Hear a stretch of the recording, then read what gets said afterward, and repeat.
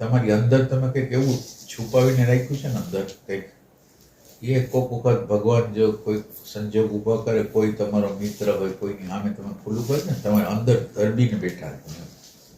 એ કાઢી નાખો, કોક આગળ ખાલી નાખો એટલે તમે આમ પકડેલું હોય તો છૂટી જાય તો તમારા માટે હાવ ઈઝી થઈ જાય ને.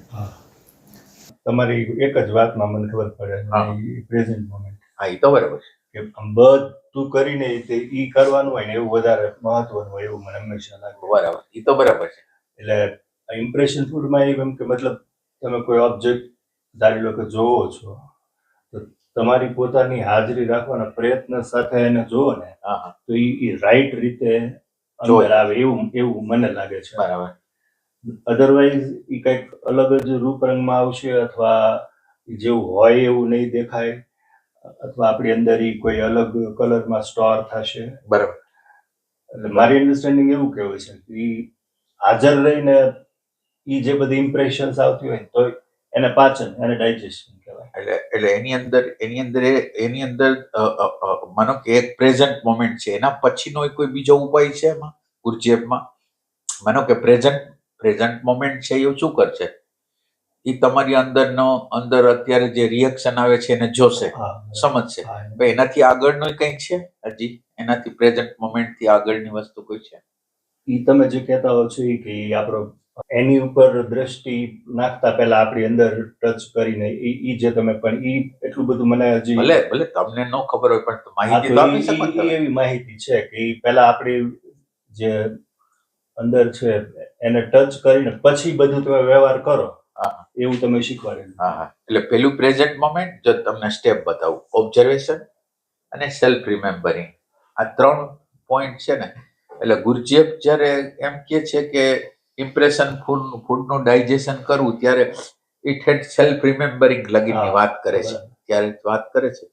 પછી તમે જે જગ્યાએ ઊભા હો ત્યાંથી તમે સ્ટાર્ટિંગ કરી શકો. આમ આ બધું હાલતું એમાં પોતાનું ભાન રહે એવી એક ટ્રાય કરો, એટલી અત્યારે મને એટલી ખબર પડે. એમાં શું થાય, ભાન તો તમને થાય છે. માનો કે તમને ગુસ્સો આવ્યો, પણ ભાન થયું પછીની પ્રોસેસ નથી થતી. હા, એ પછી રિએક્શન, મારે તો રિએક્શન એ થઈ જાય, પછી એની અસરો એ બધી હાલતી. પણ હારે એક એવું છે કે એને હું દૂર કરવાની ટ્રાય નથી કરતો. મને એમ થાય એમાં ઘણી વખત હાલતું હોય તો હાલતું હોય એવી રીતે હોય ના. એટલે પછી એનું કોઝ તમને નહીં જડે તો એ જાશે નહીં. એટલે તમે જોઈ શકશો પણ જવા વાળી તો વાત નથી, દેખાય. એટલે ઓબ્ઝર્વેશન તમે જે કરો છો, માનો કે એ ઓબ્ઝર્વેશન ને એક તમે તમારા પ્રકૃતિને જુઓ છો, એની સાથે સાથે એક વૈશ્વિક ઇન્ટેલિજન્સ છે. વૈશ્વિક ઇન્ટેલિજન્સ છે એટલે માનો કે કોઈ વ્યક્તિએ તમને હેરેસમેન્ટ કર્યું, તો હેરેસમેન્ટ કરવા પાછળ કુદરતનો હાથ શું છે એ તમે જ્યાં લગી નહીં સમજો ને, એવું ક્યારેક આઈડિયા આવે, ક્યારેક ખબર પડે કે આ કયા સંદર્ભમાં એ અત્યારે કહે છે એવી બધી ખબર. એટલે આપણી અંદર જે પડેલા અણુ પરમાણુ છે એને ઉખેડવા માટે એ કરતું હોય. હવે એમાં એનો વાંક નથી, ભગવાને એને નિમિત્ત બનાવ્યા છે અને એક રીતે એ ગુરુ છે. કારણ કે આ વસ્તુ બહાર નહીં નીકળે તો મને ખબર નહીં પડે. તો હવે એ ગુરુ તત્વ છે. હવે આપણે ગુરુ તત્વનો આદર કરવો છે, અનાદર કરવો છે. જોઈ બીજું, એ બિચારો જે કરે છે એ એના પોતાના ટ્રેક મુજબ કરે છે, લાચારીથી કરે છે. તમે એમ માનો છો કે એ ચાઈ કરીને કરે છે, એટલે ઈ કાઢી, એટલે એક સમજ ઈ જરૂર છે કે ચાઈ કરીને નથી કરતો. હવે ખબર નહીં, એવું આમ ખ્યાલ આવે કે આને કોઈક બોલાવે છે, પોતે બોલે. પહેલા તો એવું હતું કે આ જ બોલે છે. બરાબર. હવે એ બાબતમાં ઘણો ફેર પડ્યો. એ સારી વસ્તુ કહેવાય. કેમ આઈડિયા આવી જાય, ધારી લો કે કોઈ કીધું તો એમ ખબર પડે કે એ ભલે બોલે છે પણ કારણ એ આપણી હું કંઈક કરું છું એમાં જ છે. બરાબર. પણ તો એવી પ્રકૃતિ હોય ને એટલે એના એવું બને છે. એટલે માનો કે તમને રિએક્શન આવ્યું ને, એ રિએક્શન તમને જે ક્રિયાન્વિત કરે છે ને, એ જગ્યાએ પોઝ કરવાનો છે, વચ્ચે સ્પેસ બનાવવાની છે. રિએક્શન નથી કરવું.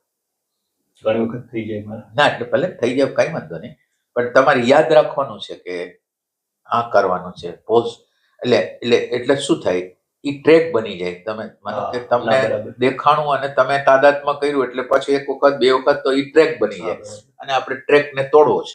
એટલે ગુરજેફને એ લોકો શું કે એક્સપ્રેશન, નેગેટિવિટીનું એક્સપ્રેશન ન કરો, કમસે કમ આટલું કામ કરો. અને તમને એવી પ્રતીતિ થવી જોઈએ કે આપણે જેમ મૂર્તિ હોય ને, મૂર્તિને પથ્થર હોય ને એમાંથી કેમ મૂર્તિ કોરતા હોય તો નકામો ભાગ કાઢતા જાય, એમાં આ બધા લોકો છે એ મારો નકામો ભાગ કાઢવા માટે આવે છે.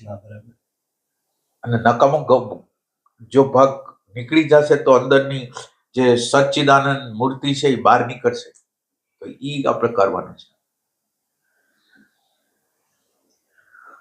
એટલે આમાં હું તમે વાત કરો ને તો તમે કઈ જગ્યાએ રોકાયેલા છો એની ખબર પડે ને. આ ઓલું તમે અભ્યાસ કરતા રહ્યો પણ તમને ખબર ન પડે કે આ જગ્યાએ. પછી કેન્દ્રમાં રહેવાનો અભ્યાસ કરતા હોય છો. કેન્દ્રમાં સેકન્ડ ગણવાની, કેટલી સેકન્ડ રહ્યા ને પછી કેટલા ભાગી ગયા, આ ટોટલ તમારે હંમેશા રાખવાનું. નકર એ આપણી આખી હાજરી હાવ ગોટાળાવાળી રહેશે.